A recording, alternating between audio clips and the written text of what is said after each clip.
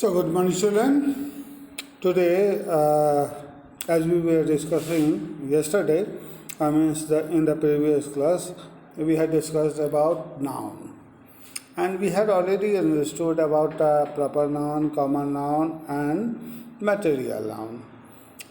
Now we are going to deal with abstract noun. I just left that portion that day simply because about abstract nouns we have to understand a little bit more. So we are doing it today. Anyway, so let's come back to our topic, that is our abstract noun. As we all know, things can be seen, cannot be seen. Well, there are many thoughts that we can never see. There are something that we can usually cannot see. Simply, we can feel it, we can understand that this thing is present. I mean to say, suppose if we are talking about the ideas of physics, the ideas of chemistry, the ideas of even this concept that we are reading now. What is that? It's a part of grammar. Okay, but can we touch it? No, we cannot touch it. We are touching words, we are touching our books, pages, but we cannot touch abstract. I mean to say, we cannot touch those things which are not visible, which are not able to be touched. मैं इस बात को हिंदी में भी आपको स्पष्ट कर दूं, जब कभी भी हम इस बारे में बात कर रहे होते हैं कि एब्स्ट्रैक्ट नाउन, तो आप बचपन से पढ़ते आ रहे हो, जहाँ से आपके क्लासेस शुरू हुए हैं, मेरे ख्याल से क्लास 3 या 2 से नाउन के बारे में, लेकिन वहाँ एब्स्ट्रैक्ट के बारे में आपने नहीं पढ़ा, लेकिन आगे बढ़ते हुए एब्स्ट्रैक्ट नाउन के बारे में आपने पढ़ना शुरू कर दिया होगा और आपको ये पता होगा कि वो सारी चीज़ें जिसको हम देख नहीं सकते, जिसको सिर्फ महसूस कर सकते हैं, जिसको सिर्फ हम महसूस ही नहीं बल्कि ये कह सकते हैं कि हाँ ये कंसेप्ट है, लेकिन कंसेप्ट की ही बात लूँ तो कंसेप्ट को भी छुआ नहीं जा सकता, कंसेप्ट को समझा जा सकता है, कंसेप्ट को एक्सप्लेन किया जा सकता है, but we can not touch concepts. बिल्कुल वैसे ही अगर थोड़ी देर के लिए मैं एग्जांपल लूँ, इंग्लिश की बात करूँ, क्या हम इंग्लिश को टच कर सकते हैं? No, it's quite impossible. कहोगे सर अभी तो मैं टच कर रहा हूँ, इसलिए कि अभी हमारे सामने रखा हुआ है इंग्लिश की किताब, मैं इंग्लिश की किताब को टच कर रहा हूँ तो इंग्लिश को टच कर रहा हूँ. माय डियर चिल्ड्रन, यहाँ हमें इस बात के फ़र्क को समझना चाहिए कि हम इंग्लिश की किताब को टच कर रहे हैं, ना कि इंग्लिश को टच कर रहे हैं. अगर हम फिज़िक्स की किताब को टच कर रहे हैं तो फिज़िक्स की किताब को टच कर रहे हैं. क्या हम फिज़िक्स के किसी कंसेप्ट को टच कर सकते हैं? नहीं. तो वैसी स्थिति में हम ये बात हमें समझनी होती है कि इन दोनों में बहुत फ़र्क होता है, और जो चीज़ जिसको हम सिर्फ ऑब्जर्व कर सकते हैं, समझ सकते हैं, जिस चीज़ को हम देख नहीं सकते लेकिन महसूस कर सकते हैं, वही उनके नाउन को, उनके नेमिंग वर्ड्स को, उनके जिसे हम उन चीज़ों को पुकारते हैं जिन शब्दों से, वो सारे शब्द क्या हो जाते हैं? Abstract noun. ऐसे में निश्चित रूप से आपके मन में चल रहा होगा तो क्या फिजिक्स, क्या केमिस्ट्री, क्या इंग्लिश या बाकी सब्जेक्ट्स के नाम, ये सब जो हैं वो एब्स्ट्रैक्ट नाउन हैं? हाँ, एब्स्ट्रैक्ट नाउन ही हैं. इतना ही नहीं, अगर हम थोड़ी देर के लिए वैसे चीज़ की चर्चा करें, जैसे आपके दिमाग में कोई आइडिया है, अगर उस आइडिया की बात करें तो उस आइडिया को हम छू सकते हैं क्या? नहीं, आइडिया को छू नहीं सकते.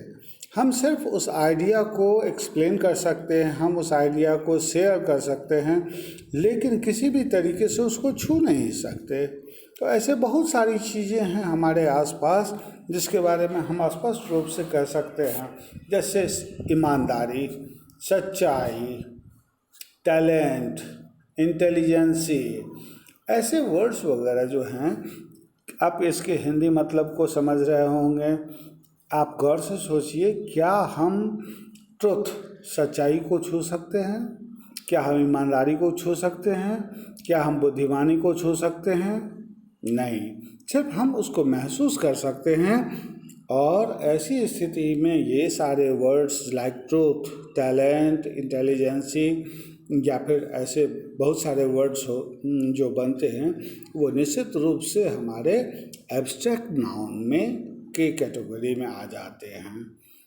अब आप लोग समझ रहे होंगे कि क्योंकि इस कंसेप्ट को बिल्कुल अलग तरीके से हमने समझाना था, और हमारी समझ अब जाके शायद क्लियर हो रही होगी। मुझे उम्मीद है कि अब आप समझ रहे होंगे कि किस तरीके से इस काम को पूरा करना है।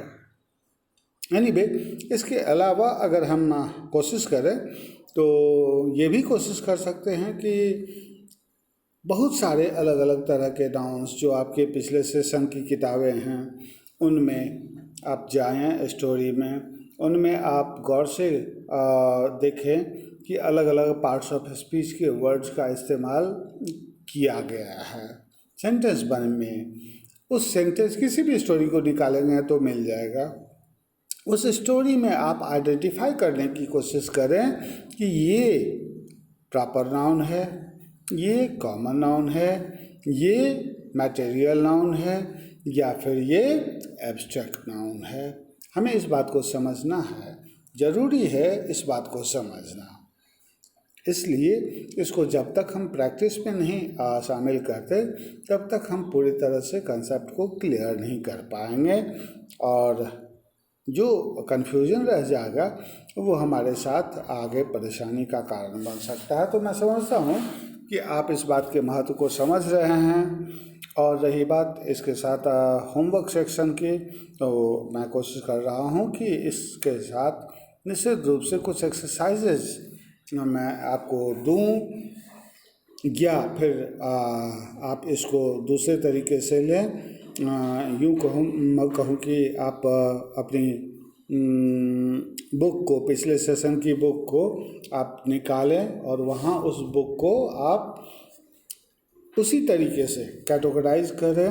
नाउन है ये तो तय हो गया, अगर वो नाउन है तो वैसी स्थिति में कौन सा प्रकार है, और जो प्रकार है उसको अंडरलाइन करके लिखिए, उसके जेरॉक्स करा लीजिए, या फिर क्योंकि लॉकडाउन है ये दिक्कत होगी तो वैसी स्थिति में आप कॉपी के ऊपर 4 लाइन खींच लें। 3 लाइन खींचेंगे तो 4 सेगमेंट में बनेगा वो। और वैसी स्थिति में आप पहले में प्रॉपर को, दूसरे में कॉमन को, तीसरे में मटेरियल को और चौथे में एब्स्ट्रैक्ट को, हर एक नाउन को अलग अलग कैटेगरी में आप डालें। और फिर ये बात हम देखने की कोशिश करेंगे निश्चित रूप से एग्जामिनेशन के बाद कि ये काम सही ढंग से हमारा बच्चा कर पा रहा है या नहीं। तो नाउन सेगमेंट के बारे में अगर कोई कन्फ्यूज़न हो तो आप अपने व्हाट्सएप ग्रुप में भी शामिल कर सकते हैं, उस पर भी एडिट कर सकते हैं, कमेंट कर सकते हैं कि ये आपका कन्फ्यूज़न रह गया जिसको मैं अगले ही क्लास में डील करना चाहूँगा। और नहीं तो वैसी स्थिति में हमारा नेक्स्ट चैप्टर जो है वो ग्रामर से शुरू इसलिए करूँगा क्योंकि अभी आप लोग के पास किताब नहीं है। लेकिन मैं आपको एक खुशखबरी दे रहा हूँ, वो ये कि आपकी किताब, यानी हर बच्चे, हर क्लास की किताब अब स्कूल में आज से उपलब्ध है। आप चाहें तो किताब ले लें, यहाँ से ख़रीद लें, ताकि आपको जो एक्सप्लेनेशंस मिलती है, जो वर्कआउट्स आपको ऑनलाइन मिलता है और परेशानी होती है थोड़ी बहुत, निश्चित रूप से उस परेशानी से, दिक्कत से आप निकल सकें और हम अपनी पढ़ाई को जारी रख सकें तब तक जब तक हम लोग फेस टू फेस एक दूसरे के सामने नहीं बैठते और बात नहीं कर पाते, और तब काम को सही तरीके से कर पाएंगे। Thank you, have a nice day. तो आप से उम्मीद है कि आप सभी बच्चे बहुत जल्दी से जल्दी किताब खरीद लें और इस काम को जितना जल्दी ख़त्म करेंगे उतना जल्दी, जितना जल्दी आपके पास किताब पहुंचेगा उतना ही जल्दी आप उस काम को करना शुरू कर पाएंगे। हम निश्चित रूप से 2 महीना गंवा चुके हैं और समय गंवाना हमारे लिए उचित नहीं होगा। So take it seriously. Have a nice day. Wish you all the best. Enjoy. Keep safe. Keep yourself safe at home. But send your parents to bring your books. Thank you. Have a nice day.